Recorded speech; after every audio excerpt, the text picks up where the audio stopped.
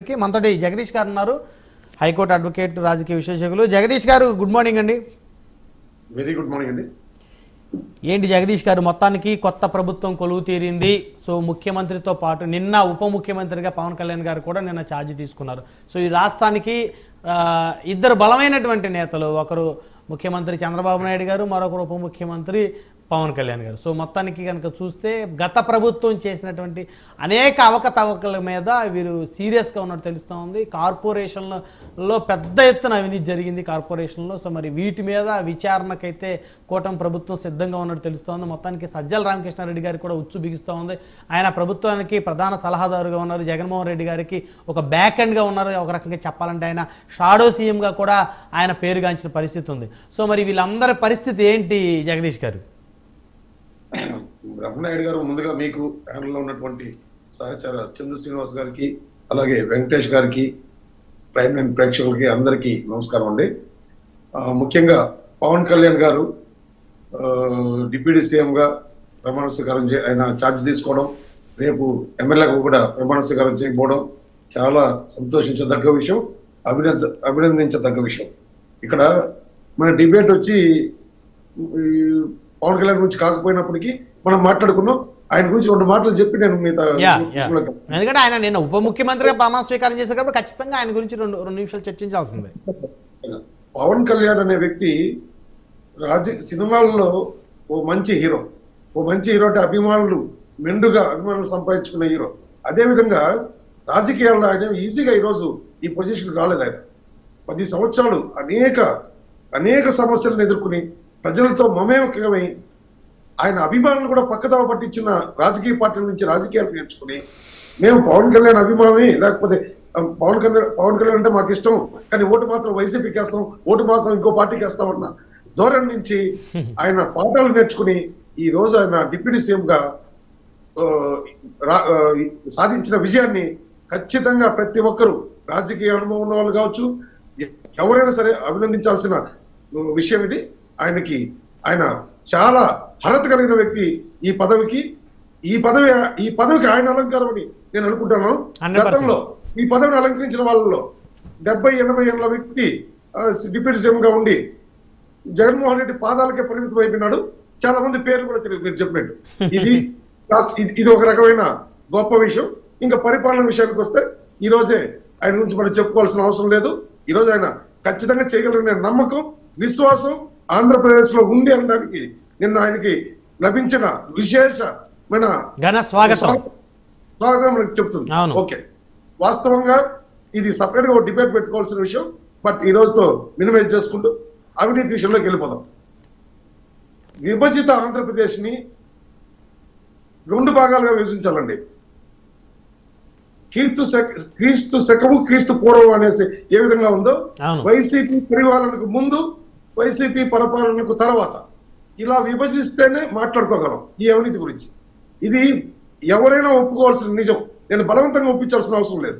రెండో విషయం 25 పోర్ట్ఫోలియోలు ఉన్న మంత్రివర్గంలో గత ప్రభుత్వంలో జరిగిన అవినీతి గురించి విశేషంగా చెప్పుకుంటున్నాం. కాబట్టి ఒక పోర్ట్ఫోలియో దానికి కేటాయిస్తే సరిపోయేది, కన్ఫ్యూజన్ లేకుండా ఉండేది. ఎవరినో ఒకరిని గత ప్రభుత్వ పరిపాలనలో జరిగిన అవినీతిని మొత్తం ఒక పోర్ట్ఫోలియోకి అప్పగించాల్సింది.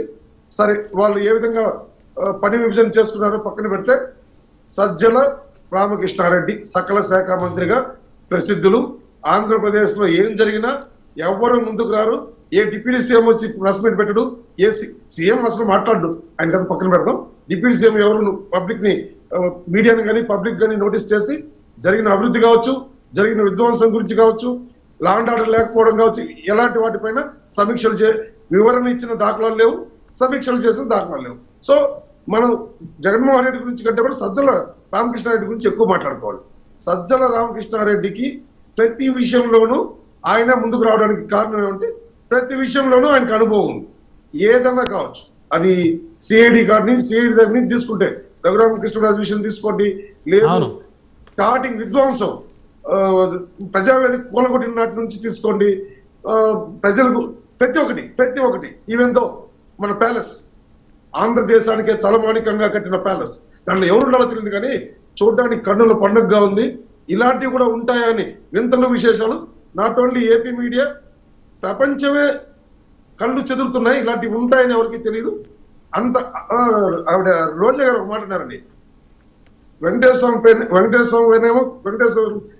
తిరుపతిలో కొండపైన ఉండొచ్చు, దుర్గమ్మ కొండపైన ఉండొచ్చు, జగన్మోహన్ రెడ్డి కొండపైన ఉండొద్దా అని. ఈ రోజేమో అది ప్రజల కోసం మీకోసం అని చిలక పలుకులు నీతి వాక్యాలు అలాంటి వ్యాఖ్యలు చేసే ఈ రోజు జగన్మోహన్ రెడ్డి గారికి వీళ్ళందరూ కలిసి ఆ పరిస్థితి తెచ్చారు. లేకపోతే రాజశేఖర రెడ్డి గారి కుమారుడు 11 స్థానాలు ఏంటండి? రాజశేఖర రెడ్డి కుమారుడు రాజారెడ్డి మనోడు కదా, అది మర్చిపోయారు. రాజారెడ్డి మనోడు కదా, అది మర్చిపోయారు. ఇంకో విషయం ఏమంటే వాళ్ళు తప్పు చేశారంటే యథా రాజా తదా ప్రజ. అవును, ఆ చదువు ఇచ్చింది మీరేగా. మీరు ప్రజలు మీ పైన ఇంత బాధ్యత పెడితే 151 మంది ఎమ్మెల్యేల నుంచి పరిపాలన చేయబట్టే రాష్ట్రాన్ని విధ్వంసం చేసి లేనిపోని కళ్ళపుల్లి మాటలు చెప్తూ ప్రజలను నమ్మించి ఓట్లేసుకుందామనే ఒక మోస ధోరణిలో మీరు ఒక పనికి మాలిన రాజకీయాలు చేసి ఈ రోజు ఇంట్లో కూర్చున్నారు.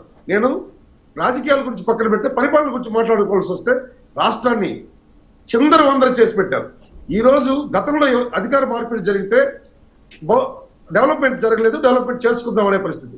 ఇప్పుడు అలా కాదు, గొంతలు పూడ్చాలి.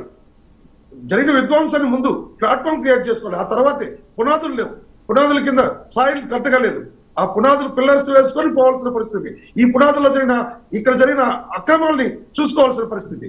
ఇది మామూలుగా జరిగిన అధికార బదలాయింపు కాదు. ఖచ్చితంగా ఒక పక్క గతంలో జరిగిన అవినీతిని, వాళ్ళు దోచుకున్న నిధుల్ని, వాటిపైన లీగల్ బ్యాటింగ్, వాటిపైన సిఐడి బ్యాటింగ్. మామూలుగా న్యాయ పోరాటాలే ఉంటాయి. ఒక ప్రభుత్వం మారినప్పుడు గత ప్రభుత్వాలు చేసిన తప్పుల్ని న్యాయ పోరాటం మాత్రమే చేసేవాళ్ళం. లీగల్ బ్యాటింగ్ తో పాటు ఇప్పుడు సిఐడి బ్యాటింగ్ కూడా చేయాల్సిన దుర్గతి ఏపీలో ఉంది. ఇది చేయకపోతే ఒక డిబేట్ లో ఒక రాజకీయ విశ్లేషకులు అన్నారు, అయ్యా చంద్రబాబు గారు మిమ్మల్ని మేము గెలిపించుకునింది, మిమ్మల్ని కావచ్చు పవన్ కళ్యాణ్ కావచ్చు, మీ వెనకాల మేము నిలబడింది కేవలం సుపరిపాలన ఇస్తారని మాత్రమే కాదు, గత ప్రభుత్వం చేసిన చండాలాన్ని, గత ప్రభుత్వం చేసిన అవినీతిని, గత ప్రభుత్వం నాగరికతని పోగొట్టిన నాగరికతని మళ్ళీ తీసుకొస్తారని. అసెంబ్లీని దేవాలయంగా భావించే ప్రజలు, ఆ అసెంబ్లీలో సంస్కారహీనులు, అనాగరికులు ఏ విధంగా మాట్లాడారు, వీటన్నిటిని సంస్కరిస్తారని, ముందుగా వాటికి పెద్దపీట వేయాలని. అప్పుడు మాత్రమే మిమ్మల్ని అలాంటి వాటి కోసం మిమ్మల్ని ఎన్నుకున్నాం, కేవలం అభివృద్ధి కోసమే కాదు, జరిగిపోయిన విధ్వంసం కోసం కూడా అని చెప్పి స్పష్టంగా చెప్పారు. ఈ రోజు ఈ రాష్ట్రంలో ఆ పరిస్థితులు ఉన్నాయి. భాష ముఖ్యం. ఈసారి అసెంబ్లీలో భాష బాగుంటుందని ఎక్స్పెక్ట్ చేస్తున్నారు అందరూ. మరి ఇది వాస్తవం. ఎందుకు చెప్తానంటే ఈ మాట, ఇటు చంద్రబాబు గారు కానీ అటు పవన్ కళ్యాణ్ కానీ వయసులో తారతమ్యం ఉండొచ్చేమో కానీ సంస్కారంలో తారతమ్యాలు లేవు. కోపం వచ్చినప్పుడు ఆయన కూడా తోలు తాడు అంటారు. అది బూత్ కాదు. వీళ్ళు మాట్లాడే బూతులతో కంపేర్ చేస్తే అది బూత్ కాదు. వాస్తవంగా సంస్కారవంతమైన సహనం ఉన్నవానికి కూడా కోపం తెప్పించగలిగిన స్థాయి గత ప్రభుత్వంలో ఉన్నటువంటి మానసిక రోగులది. ఈ మానసిక రోగులకి ఆయన ఒక మాట చెప్పాడు గతంలో చంద్రబాబు గారు, మానసిక రోగులు ఎక్కువైపోతున్నారు, వీళ్ళందరినీ మన ప్రభుత్వం వచ్చిన తర్వాత జిల్లాల వారిగా మండలాల వారిగా వీళ్ళకి ఒక సెంటర్ని ఏర్పాటు చేసి వీళ్ళలో పరివర్తన తీసుకొచ్చి వీళ్ళ ఆరోగ్యం మెరుగుపరచాలని. ఆ పరిస్థితి ఈ రోజు రాష్ట్రంలో ఉంది. కాకపోతే వాళ్ళ దౌర్భాగ్యం ఏమంటే ఉన్న వాళ్ళంతా పారిపోయినట్టున్నారు. వాళ్ళు రాష్ట్రంలో లేని పరిస్థితి, చాలా మంది ఉన్నారో లేదో తెలియని పరిస్థితి. సో వాళ్ళని పట్టుకొచ్చైనా సరే బాధ్యతగా వాళ్ళని దత్తత తీసుకుని వాళ్ళని సంస్కరించాలని ఈ సందర్భంగా నేను కోరుకుంటున్నాను.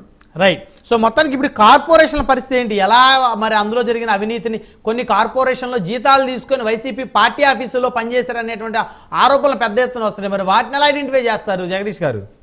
ఎగ్జాక్ట్లీ ఏమండి, ఇప్పుడు ఒక సైన్యాన్ని ఏర్పరచుకున్నారు. మనకు బీహార్ లో ప్రైవేట్ సైన్యం ఉంటుంది. ఆ ప్రైవేట్ సైన్యానికి జీతాలు వాళ్ళే ఇచ్చుకోవాలి. వాళ్ళు ఎలా ఇచ్చుకోవాలి? గవర్నమెంట్ లో వాళ్ళు సంపాదించిన అక్రమ సంపాదనలో ఇచ్చుకోవాలి. బట్ ఇక్కడ అది కూడా అవసరం లేకుండా జగన్మోహన్ రెడ్డి సొంత నిధుల నుంచి ఎలాంటి డబ్బులు రాకుండా దీనికి కార్పొరేషన్లు పెట్టుకున్నారు. ఆ కార్పొరేషన్ కుర్జీ ఉండదు, నిధులు ఉంటాయి. ఆ నిధులు వాళ్ళకి రావు, మళ్ళిస్తారు, దారి మళ్ళిస్తారు. వాళ్ళని సోషల్ మీడియాగా వాడుకుంటారు, వాళ్ళ వ్యక్తిగత అవసరాలకు వాడుకుంటాడు, వాళ్ళ సొంత పనులు బాహ్య ప్రపంచానికి తెలియకుండా చేయాల్సిన రహస్య పనులకు వాడుకుంటారు. ఇప్పుడు అవన్నీ ఆ లెక్కలు తీయాల్సిన అవసరం చాలా ఉంది. అది స్కిల్ డెవలప్మెంట్ లో కావచ్చు, డిజిటల్ కార్పొరేషన్ లో కావచ్చు, అదేవిధంగా చాలా కార్పొరేషన్లు. ఇలా ఈ కార్పొరేషన్ లో fiber net, AP fiber net setup బాక్సుల్లో కూడా అక్రమాలు జరిగినాయి అంటున్నారు. అవును. అది కూడా అధిక మొత్తంలో అవినీతి జరిగింది అక్కడ.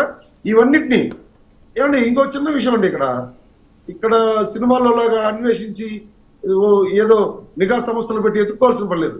ఆల్రెడీ ట్రాన్స్పరెంట్ గా వాళ్ళు చేసిన తప్పులు కనబడిపోతున్నాయి. వీళ్ళు రాసుకోవడమే తరువాయి. ఎఫ్ఐఆర్ పంచనామా రాసుకోవడానికి ఎంక్వైరీ చేస్తాం, ఆ తర్వాత షార్ట్ షీట్ వేస్తాం అవసరం లేదు. ఈరోజు ఎఫ్ఐఆర్ తో పాటు షార్ట్ షీట్ కూడా వేసేయచ్చు. అంత క్లారిటీగా ఉంది అవినీతి. వాళ్ళు పద్ధతిగా అవినీతి చేశారు, మన పద్ధతి కేసులు రాసేసుకోవచ్చు. మనకి ఎక్కువ టైం కూడా పట్టదు. పెద్దగా దాని మీద పెద్ద ఎంక్వైరీలు వేసి టైం వేస్ట్ చేస్తే అవసరం లేదంటారు, అంత కళ్ళకి కనపడుతుంది అంటారు అవినీతి. ఇది మొత్తం చాలా ట్రాన్స్పరెంట్ గా చేశారు. వాళ్ళు ఏం చేసినా వాళ్ళు అతి ఆత్మవిశ్వాసం, చాలా కాన్ఫిడెంట్ గా చేశారు. తర్వాత కూడా మన గవర్నమెంట్ ఉంటుంది. లేకపోతే వాళ్ళు అవినీతి పనులు కాకపోతే, వాళ్ళకి అలాంటి ఉద్దేశం లేకపోతే ఇప్పటి వరకు విశాఖపట్నంలో కట్టినటువంటి ఆ ఋషి వ్యాలీ కోటపైకి ఒక్క విలేకరి కూడా ఎందుకు పోలేకపోయినాడండి? ఇది ఖచ్చితంగా దీన్ని ఆలోచించాల్సిన అవసరం ఉంది. Best example. ఈ రోజుకి కనిపించలేదు, అది ఈ రోజుకి కనిపించేలా చేయలేదు. బహుశా మళ్ళీ జగన్ గారి గవర్నమెంట్ వచ్చినట్లయితే ఇంకొక 5 సంవత్సరాలు ఆ ప్యాలెస్ కనిపించేది కాదేమో సామాన్య ప్రజలకి, కనిపించేది కాదు. ఇప్పుడు ఇది బెస్ట్ ఎగ్జాంపుల్ అండి. వీళ్ళు అన్ని ఈ విధంగా చేశారు.